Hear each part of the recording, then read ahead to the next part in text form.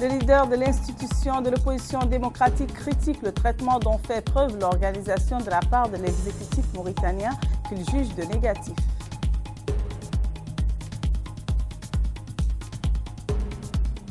Les familles des détenus salafistes manifestent à Nouakchott pour protester contre la suspension par les autorités carcérales des visites, et ce alors que les prisonniers entrent dans une grève de la faim.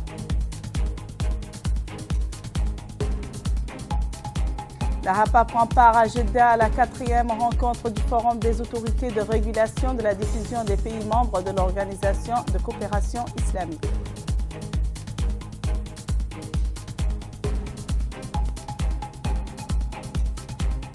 Bonsoir et merci de nous avoir choisis pour cette nouvelle session d'information. Le leader de l'institution de l'opposition démocratique a qualifié de négative la manière des autorités mauritaniennes de traiter avec cet organe. À l'occasion, Ould Mohamed, de sa conférence de presse annuelle organisée par l'institution dans son siège à Nouakchott, n'a guère épargné les partis politiques dont certains, dit-il, ont des positions défavorables à l'égard de l'institution de l'opposition démocratique, ajoutant qu'il en a pris les rênes en pleine crise politique, ce qui n'a pas manqué de se répercuter négativement sur le rendement de l'institution en raison du manque de confiance entre les divers acteurs de la scène politique mauritanienne. Mohamed Yahya Ould Abdelwadoud nous en dit plus dans ce reportage. Au siège de l'institution, le président de l'opposition démocratique, Al-Hassan Ould Mohamed, a organisé sa conférence annuelle, un événement qui lui donne l'occasion de dresser un état des lieux, de présenter la situation de l'institution à l'opinion publique, à la presse nationale, tout comme sa position par rapport aux différentes questions de l'heure, notamment par rapport aux entraves et obstacles auxquels l'institution de l'opposition démocratique a été confrontée durant l'année écoulée, le bilan des réalisations accomplies dans le contexte qui prévaut et enfin le point de vue de l'institution sur la réalité mauritanienne et la solution de sortie de crise. Par rapport aux entraves et obstacles auxquels l'institution de l'opposition démocratique a été confrontée, les nouveaux organes, à savoir le Conseil et la direction, ont pris les rênes de l'institution démocratique alors que celle-ci se trouvait dans une situation peu enviable. D'une part, l'institution était inconnue du public et de l'autre, la crise politique qui étreint le pays et qui, par ricochet, atteint l'institution aussi. Vous savez que le pays traverse une profonde crise politique qui a eu comme résultat l'absence de confiance entre les divers acteurs de la scène politique. Du coup, le régime se caractérise par le monolithisme et l'opposition de son côté a adopté ces dernières années des attitudes différenciées par rapport à la situation qui prévaut, avec comme conséquence la présence d'un pan de l'opposition au sein de l'hémicycle où il se trouve représenté, ce à quoi nous devons notre présence ici, ainsi que d'autres, et l'absence de tout un pan de l'opposition qui avait boycotté les scrutins passés. Du moment que le pouvoir a la main basse sur l'ensemble des institutions de la République, selon Al-Hassan Ould Mohamed, de la qualité des relations de l'institution de l'opposition démocratique avec l'exécutif dépend ces dernières, tout comme ses conditions de travail, car le rôle de l'institution est consultatif, tant pour le président de la République que pour le Premier ministre, qui tous deux doivent la consulter au sujet des grandes questions de l'heure. Sur ce point, le jugement d'Al-Hassan est sans appel. Ainsi, pour garantir la consultation des organes dirigeants de l'institution, le président de la République et le Premier ministre sont tenus de se réunir tous les 3 mois avec ces derniers. Malheureusement, en tout et pour tout, il n'y a eu qu'une seule rencontre avec le président de la République et autant avec le Premier ministre. Il y a de cela plus d'1 an. Cela montre de l'irrespect, d'abord envers la loi, ensuite envers les institutions de la République et enfin, c'est une preuve de l'entrave des efforts de cette institution. Au plan juridique, les choses ne sont guère meilleures. Écoutons les leaders de l'opposition démocratique. Au cours de notre rencontre avec le président de la République, en plus de la discussion sur la situation politique, notre point de vue sur la crise, nous lui avons soumis une seule requête, c'est le vide juridique concernant l'institution. Nous avons demandé un décret portant organisation de la mission de l'institution, après quoi nous avons préparé un projet de décret que nous avons soumis au Premier ministre. Le document demeure jusqu'à ce jour dans les tiroirs de la primature. Cela fait partie des choses que nous datons en termes d'années. Le troisième aspect du traitement négatif avec l'institution, c'est l'insuffisance des ressources financières, leur réduction progressive. Le budget 2015 a été reconduit pour 2016 en dépit de la proposition de l'institution d'un plan d'action, d'un programme d'activité. On le voit, Al-Hassan Mohamed n'est pas allé du dos de la cuillère en ce qui concerne l'institution dont il est le leader. Au contraire, au point qu'il a déclaré que le nerf de la guerre, c'est le budget. Dans toute démocratie, c'est à l'aune de la force de l'opposition, de sa place au sein des institutions, que la démocratie se mesure. Or, à ce sujet, force est de reconnaître que l'institution de l'opposition démocratique mauritanienne demeure le parent pauvre des institutions républicaines. Comme disait l'autre, l'État est un léviathan qui dévore tout avec ses prérogatives exorbitantes.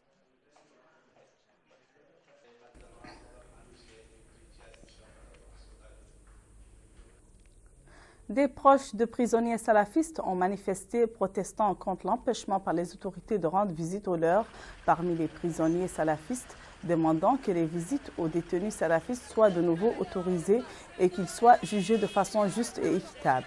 Cette manifestation est concomitante avec l'entrée de certains détenus salafistes dans une grève ouverte de la faim pour protester contre ce qu'ils appellent des mesures arbitraires.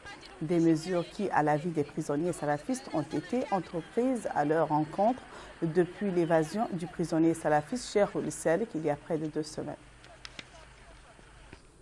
Une délégation de la haute autorité de la presse et de l'audiovisuel HAPA, sous la conduite de son président Hamoud Mohamed, participe au 5e forum des autorités arabes de régulation de la diffusion dans les pays membres de l'Organisation de coopération islamique, dont le siège se trouve à Jeddah, capitale de l'Arabie saoudite. Il est prévu que la délégation mauritanienne présente un exposé sur le rôle de la HAPA dans la régulation des divers médias en Mauritanie. Faisant le bilan de l'année de l'éducation, le syndicat indépendant de l'enseignement secondaire a déclaré que 2015 n'a rien rapporté aux professeurs sur les plans matériels et moraux. Dans un communiqué rendu public ce mardi, le CIPES a critiqué le retard constaté dans le paiement des arriérés des professeurs et la négligence de leurs doléances, avertissant le gouvernement d'adopter le statut des corps dans une version autre que celle d'ores et déjà convenue entre les syndicats d'une part et le gouvernement d'autre part, représentés par les 2 ministères de l'Éducation et celui de la fonction publique. Au cours d'une réunion avec certains professeurs de Palmeraie dans la région, le Wali du Tegant a lancé un avertissement contre la maladie du charançon rouge dont des cas ont été découverts au sein de certaines Palmeraies du Tegant. À cette occasion, l'organisation chargée du secours des Palmeraies a appelé les autorités à prendre des mesures énergiques afin de circonscrire la maladie du charançon rouge qui, à l'en croire, a pénétré en Mauritanie avec l'importation de palmiers venus de l'étranger. Commentaire de Fofana Issa. En effet, il s'agit du charançon rouge du Moyen-Orient, considéré là-bas comme étant le tueur du palmier dattier. Cette bestiole vient d'être détectée depuis le début du mois de janvier dans les palmeraies de la région du Tagant et plus précisément à Tijikja. En fait, il s'agit d'un insecte volant de la famille des coléoptères qui décime les palmeraies. Dans les années 80, venu de Malaisie, il s'est attaqué aux pays du Golfe. Ensuite, c'était au tour de l'Espagne dans les années 90, puis la France et l'Italie entre 2006 et 2013, suite à des importations de palmeraies originaires de la zone ibérique. C'est donc ce même parasite, selon les spécialistes du domaine, qui aurait fait son apparition à Tijikja, consécutivement à une importation de palmiers dattiers venant des pays du Golfe et contractés par des exploitants mauritaniens originaires de la région. Selon notre correspondant résident dans la zone, le jeudi dernier, une équipe du ministère du Développement rural avait mené nuitamment une opération consistant à sectionner à la base puis à incinérer les arbres infestés par les parasites. Il faut dire que vu le nombre de palmiers déjà touchés, cette initiative de champs brûlés risque d'emporter plusieurs hectares de plantations dans son sillon. Et ce, d'autant plus qu'il ne sera pas facile d'arrêter l'hécatombe, vu qu'il est vraiment fastidieux de prévenir le cycle de putréfaction irréversible des palmiers touchés. Car, tenez-vous bien, la détection palpable d'un palmier touché survient tardivement. Car, en ce moment, le pourrissement de l'arbre est en phase terminale et avérée, détruisant l'arbre de l'intérieur par des milliers de chenilles prédatrices qui en auraient fait leur repas, se délectant jusqu'à la lie et laissant un arbre asséché. À la fin de leur mets, elles redeviennent des papillons à leur tour, volant et transportant leur poison sur d'autres palmiers sains qui seront contaminés à leur tour perpétuant ainsi le cycle mortel. La situation est si préoccupante que d'aucuns crient au pire et demandent déjà que la région du Tagant soit mise en quarantaine et qu'on y instaure l'interdiction systématique de mouvements internes ou de sortie des rejets de palmiers vers d'autres régions du pays. Avouons que tel que se présente ce tableau alarmant et parfois alarmiste de la situation, les pouvoirs publics impliqués doivent tout d'abord opter pour la transparence dans ce dossier vis-à-vis de l'opinion et prendre les mesures idoines à leur portée pour circonscrire le mal à la racine et étouffer dans le même temps les fausses rumeurs enregistrées dans ce genre de situation. Un certain nombre d'activistes de droits de l'homme ont appelé les autorités mauritaniennes à redoubler d'efforts en vue de la libération de l'ingénieur mauritanien Mohamed Ould Salahi, qui est détenu à Guantanamo depuis 14 ans. Et ce, au cours d'un sitting devant les grilles du palais présidentiel à Nouakchott, concomitamment avec la journée mondiale des détenus de Guantanamo. Le ministre mauritanien de la Santé, Ahmed Ould Jelvoun, et son homologue tchadien Hassan Ngoyadoum ont signé un protocole d'accord en vertu duquel les malades tchadiens ont la possibilité de subir des traitements contre le cancer au Centre national d'oncologie à Nouakchott, et ce dans les mêmes conditions que les malades mauritaniens.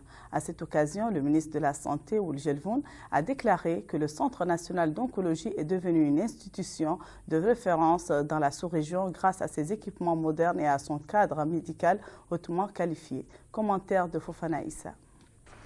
Cette visite de haut niveau du premier responsable de la santé de la République du Tchad en Mauritanie vient illustrer, si besoin en est, la référence que constitue aujourd'hui le Centre national d'oncologie de Nouakchott, au niveau non seulement de la sous-région, mais aussi des pays beaucoup plus éloignés du nôtre sur le continent, tel le Tchad. En effet, le ministre tchadien a tenu à faire personnellement le déplacement en Mauritanie pour constater de visu ce que recèle cet édifice conçu pour prendre en charge diverses formes de cancer à partir des nouvelles technologies mises en place par la médecine de pointe.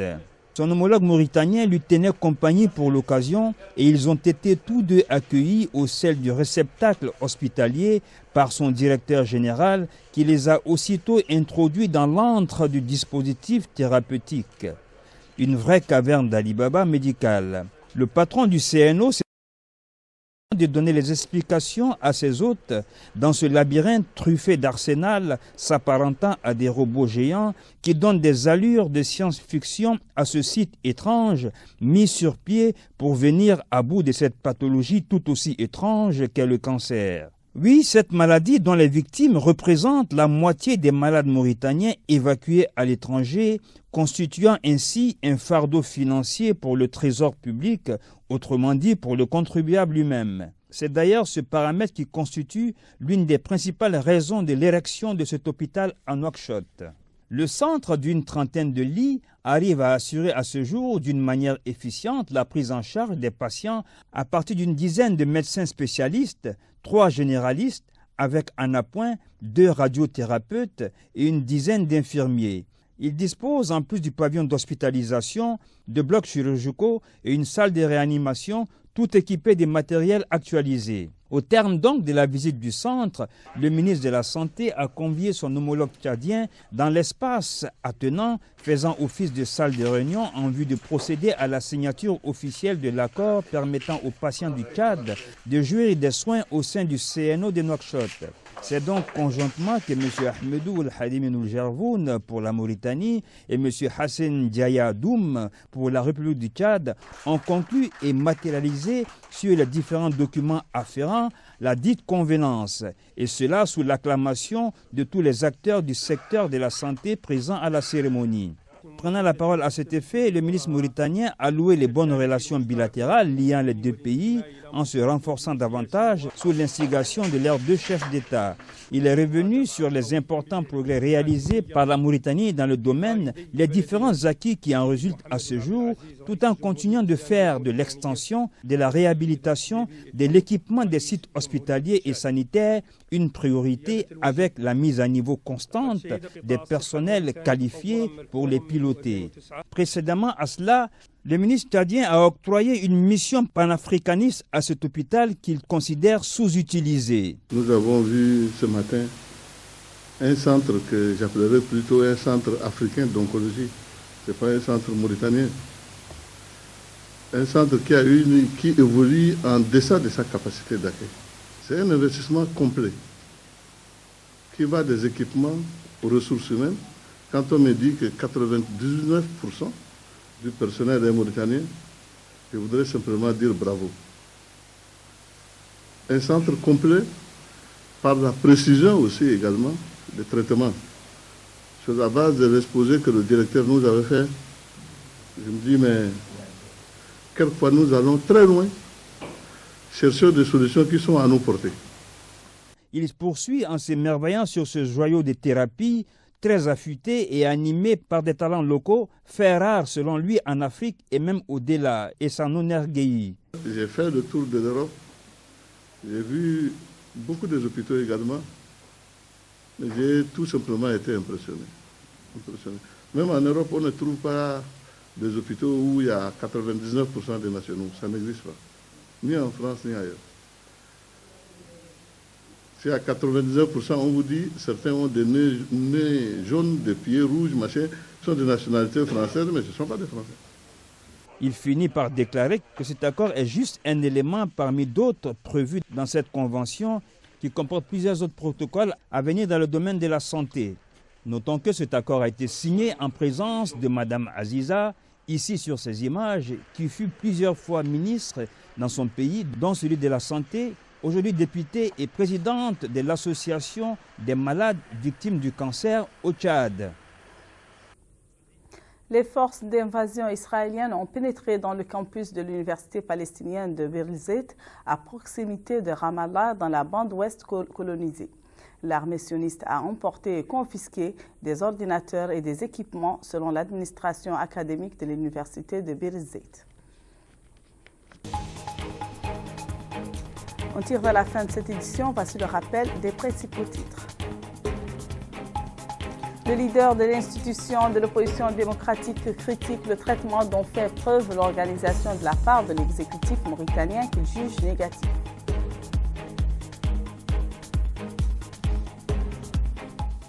Les familles des détenus salafistes manifestent à Nouakchott pour protester contre la suspension par les autorités incarcérales des visites, et ce alors que les prisonniers entrent dans une grève de la faim.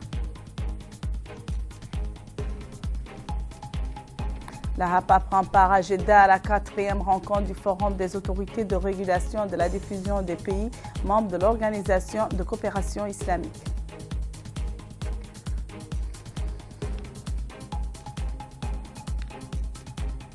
Mesdames et messieurs, ainsi prend fin cette édition. Merci de votre attention et à bientôt sur El Mourabitoun.